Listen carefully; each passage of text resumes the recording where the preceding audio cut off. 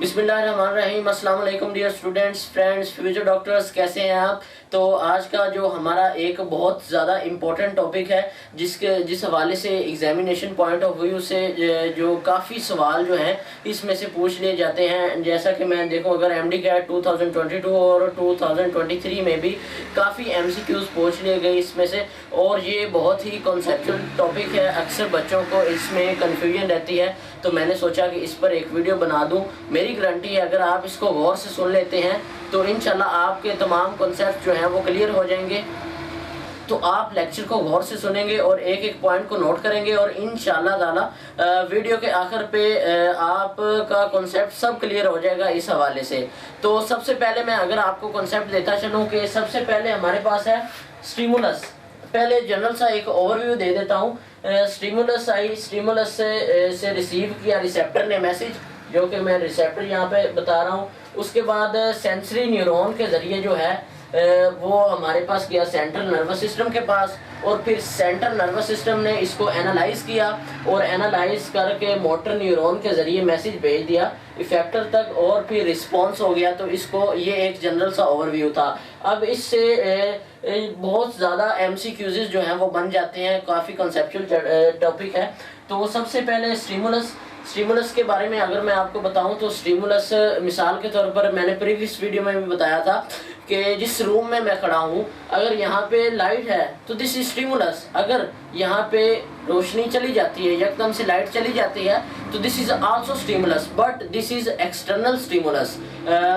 So body के अंदर भी काफ़ी इस तरह स्टिमुलस जो होते हैं जिनका हमें अंदाज़ा नहीं होता। दिस इज एक्सटर्नल स्टिमुलस और एक्सटर्नल इन्वायरमेंट में है, तो इसलिए एक्सटर्नल स्टिमुलस और बॉडी के अंदर जितने भी प्रोसेसेस हैं उनको जो इंटरनल स्टिमुलस का नाम देंगे। तो एनी चेंज इन एक्सटर्नल और internal environment is termed as stimulus, तो इसको हम स्टिमुलस का नाम देंगे। उसके बाद जो स्टिमुलस होती है उससे जो रिसेप्टर जो है, रिसेप्टर रिसीव करता है उससे मैसेज, और फिर जो है वो हमारे पास मैंने ये सेंसरी न्यूरॉन का जो स्ट्रक्चर है वो बनाया हुआ है।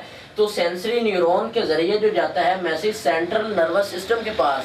तो यहाँ पे सेंसरी न्यूरॉन के बारे में दो इम्पोर्टेंट बातें मैं आपको बताता चलूँ। ये मैंने यहाँ पे इलेक्ट्रिकल सिग्नल बनाया है, दिस इज इलेक्ट्रिकल सिग्नल। सो जो सेंसरी न्यूरॉन होती है उसका जो डेंड्रॉन, ये जो एंड है दिस इज डेंड्रॉन, ये मैंने डेंड्रॉन को बनाया है यहाँ पे, दिस इज डेंड्रॉन। एंड यहाँ पे मैंने दो कैरेक्टरिस्टिक्स लिखी हैं सेंसरी न्यूरॉन की। पहली कैरेक्टरिस्टिक है इट हैज़ शॉर्ट एक्सॉन। जो इसका एक्सॉन है अगर आपको मैं दिखा सकूं तो ये इसका एक्सॉन जो है वो बिल्कुल ही शॉर्ट है, जबकि जो दूसरा एंड है देखा जाए अगर तो जो रिसेप्टर के साथ लिंक है तो वो बहुत ही लॉन्ग है, तो इसको डेंड्रॉन का नाम दिया जाता है। तो सेंसरी न्यूरॉन के बारे में आप दो बातें याद रखेंगे, this is it has a short axon and long dendron. These are MCQs. It has short axon and long dendron. Short axon and long dendron is the characteristic of which neuron? So answer will be sensory neuron. ये तो हो गया sensory neuron की बात। अब जो message था वो सेंसरी न्यूरॉन के जरिए, ये सेंसरी न्यूरॉन की अगर आपको नजर आ रही हो तो this is cell body, this is cell body of sensory neuron. तो उसके बाद जो इसका अगर देखा जाए तो इसका आपने गौर करना है कि सेंसरी न्यूरॉन का कौन सा पार्ट ऐसा है जो रिसेप्टर के साथ लिंक है।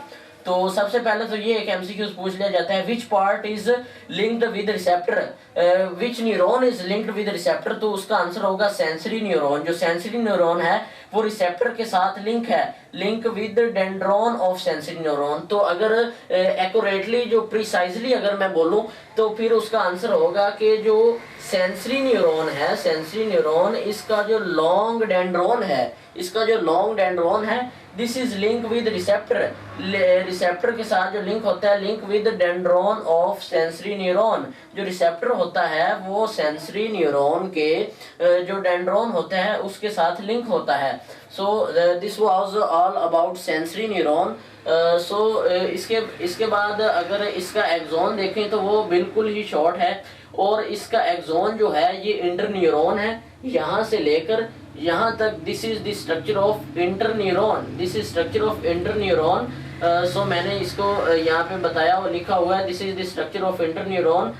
सो जो यहाँ पे एक स्ट्रक्चर बनना है, दिस इज सिनेप्स। अगर आप गौर से देखें तो ये सिनेप्स है, तो सिनेप्स को भी इंशाल्लाह नेक्स्ट एक डिटेल सा इसके ऊपर जो लेक्चर होगा। तो फिलहाल आप सिनेप्स को यहाँ पे जो है वो एक गैप समझ लें दो न्यूरॉन के दरमियान।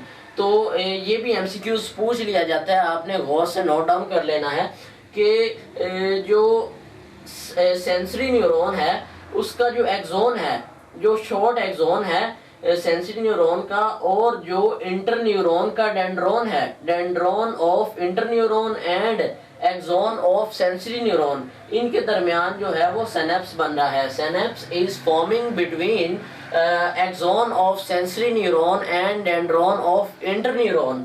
सो दिस इज आल्सो एमसीक्यूज। तो ये पूरा टॉपिक ही एमसीक्यूज से भरा पड़ा है, तो आपने एक एक पॉइंट को नोट डाउन करते जाना है, और जैसे मैंने ये लिखा आप भी बेहतर है इसको नोट डाउन कर लें और इसको अच्छी तरह समझ लें, ताकि जो भी कंसेप्चुअल क्वेश्चन इससे पूछा जाए वो आपका रॉन्ग ना हो। तो उसके बाद मैंने यहाँ से लेकर यहाँ तक जो स्ट्रक्चर है, this is the structure of interneuron, ये इंटरन्यूरॉन का स्ट्रक्चर है। और इधर से लेकर यहाँ तक इफेक्टर तक, this is the structure of motor neuron. ये जो है मोटर न्यूरॉन का स्ट्रक्चर है और ये इंटरन्यूरॉन का स्ट्रक्चर है।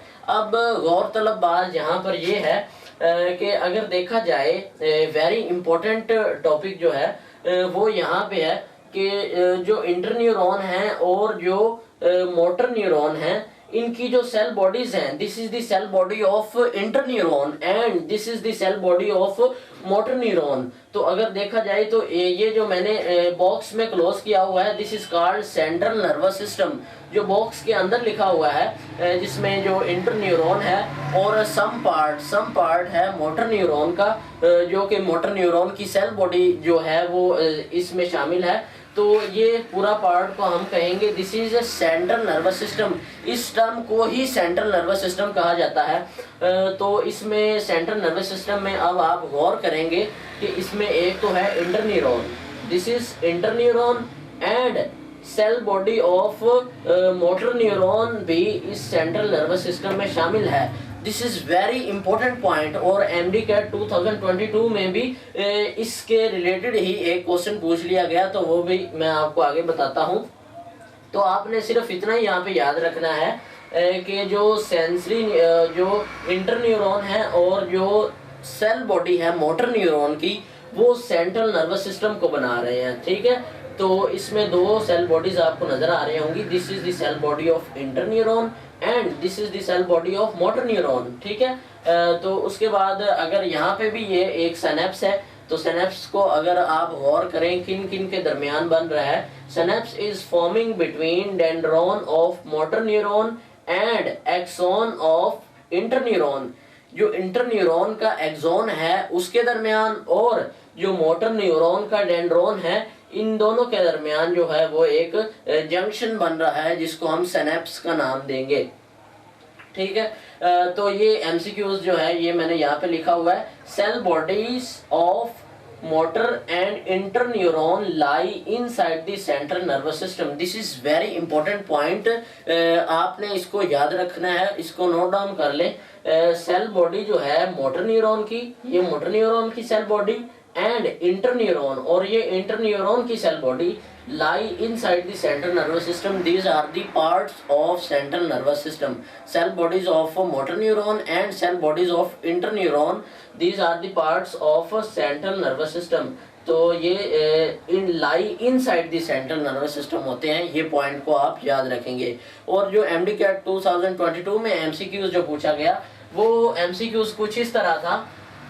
अब आपको पता चल गया है कि इंटरन्यूरॉन की सेल बॉडी और जो मोटर न्यूरॉन की सेल बॉडी है वो सेंट्रल नर्वस सिस्टम में लाई करती हैं। तो MCQ ये पूछ लिया गया कि cell body of sensory neuron lie, वो जो सेंसरी न्यूरॉन की सेल बॉडी है वो कहाँ पे लाई करती है। तो उसका आंसर सिंपली था कि lie outside the central nervous system. ये तो सेंट्रल नर्वस सिस्टम है ना, जिसमें सेल बॉडी ऑफ इंटरन्यूरॉन है और सेल बॉडी, बल्कि इंटरन्यूरॉन तो पूरा ही आया इसमें, लेकिन जो सेल बॉडी है वो सिर्फ मोटर न्यूरॉन की शामिल है इसमें। तो ये तो था इंटरन्यूरॉन। अब जो सेल बॉडी है सेंसरी न्यूरॉन की, जो मैं आपको यहाँ पे दिखा सकूं, तो जो था हमारे पास सेंसरी न्यूरॉन, उसकी जो सेल बॉडी है that is lying outside the central nervous system, central nervous system से आउटसाइड है। Cell body of sensory neuron lie outside the central nervous system, this is also very important point. So इसको भी note कर लें कि cell body of sensory neuron lie outside the central nervous system, central nervous system के बाहर है। This is the cell body of sensory neuron. सो आप देख रहे हैं कि ये सेंट्रल नर्वस सिस्टम के आउटसाइड लाई कर रही है। So cell body of sensory neuron lie outside the central nervous system. तो फिर कहाँ पे लाई करती है, इसका भी जो आंसर है वो हमें पता होना चाहिए। So cell body of sensory neuron lie in the dorsal root ganglion. Dorsal root ganglion जो है उसमें जो सेल बॉडी है सेंसरी न्यूरॉन की, this is also very important point कि cell body of sensory neuron lie in dorsal root ganglion. यहाँ पे मैंने 3 स्टार लगाए, तो ये एग्जामिनेशन में काफ़ी दफ़ा पूछ लिया गया, और जो जब आप प्रैक्टिस करने बैठते हैं तो तब भी ये पॉइंट पूछ लिया जाता है। तो मैं बार बार इसको रिपीट कर रहा हूँ ताकि आपको याद हो जाए। Cell body of sensory neuron lie in the dorsal root ganglion, lie in the dorsal root ganglion, इस पॉइंट को आप याद रखेंगे। उसके बाद ये देख लिया आपने कि जो सेंसरी न्यूरॉन है इसका लॉन्ग डेंड्रॉन है, और डेंड्रॉन किसके साथ जुड़ा हुआ है, रिसेप्टर के साथ। ये एक तो जनरली बात है ना जो पूछ ली जाती है कि जो सेंसरी न्यूरॉन जो रिसेप्टर के साथ कौन सा न्यूरॉन लिंक होता है, ये एक जनरल सा एमसीक्यूज है। तो आप बताएंगे सेंसरी न्यूरॉन जो है वो रिसेप्टर के साथ लिंक होता है। और दूसरा एमसीक्यूज ये है कि सेंसरी न्यूरॉन का एक्सॉन वाला पार्ट या डेंड्रॉन वाला पार्ट रिसेप्टर के साथ जो है वो लिंक होता है। तो उसका आंसर आप करेंगे the long dendron is attached to the receptor. जो रिसेप्टर का लॉन्ग डेंड्रॉन होता है, जो सेंसरी न्यूरॉन का लॉन्ग डेंड्रॉन होता है वो रिसेप्टर के साथ लिंक होता है। सो इसका आंसर भी आप याद रखेंगे। सो सेंसरी न्यूरॉन की कैरेक्टरिस्टिक मैंने यहाँ पे लिख दी, it has short axon and long dendron. इसका लॉन्ग डेंड्रॉन है और एक्सॉन बहुत ही शॉर्ट है। और this is the cell body of the sensory neuron, and cell body of the sensory neuron lie in dorsal root ganglion. ठीक है, तो ये आप याद रखेंगे। उसके बाद अगर हम मूव करें जो मोटर न्यूरॉन है, मोटर न्यूरॉन का जो सिनेरियो है वो सेंसरी न्यूरॉन से बिल्कुल ही मुख्तलिफ है। वो कैसे, अगर मैं आपको बताऊं तो ये एंड जो है सेल बॉडी से लेकर जो इफेक्टर तक जो एंड है, ये इसका एंड है एक्सॉन वाला एंड। सो यहाँ पे आपने देखा कि ये जो लॉन्ग एंड है दिस इज डेंड्रॉन, बट यहाँ पे सेल बॉडी से लेकर इफेक्टर तक जो आप एंड देख रहे हैं दिस इज द एक्सॉन। तो यहाँ पे इसका लॉन्ग डेंड्रॉन था, बट इसका जो है वो लॉन्ग एक्सॉन है। और अगर इसका जो डेंड्रॉन देखा जाए, ये डेंड्रॉन है इसका सेल बॉडी के साथ, तो दिस इज शॉर्ट डेंड्रॉन। तो एक और एमसीक्यूज बन गया आपके लिए, these are also MCQs.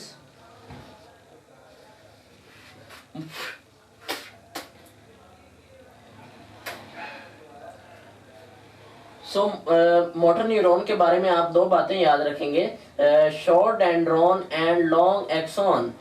This is the long axon that is connected with the motor neuron के बारे में आप 2 बातें याद रखेंगे, short dendron and long axon. This is the long axon that is connected with the effector, जो effector के साथ जो अटैच है, this is the long axon of motor neuron and it has short dendron. जैसा कि आप यहाँ पे देख रहे हैं, it has dendron of motor neuron. तो यहाँ पे भी सिनेप्स के बारे में आपको बता चुका हूँ कि जो एक्सॉन है इंटरन्यूरॉन का, ये एक्सॉन है, this is the axon of interneuron.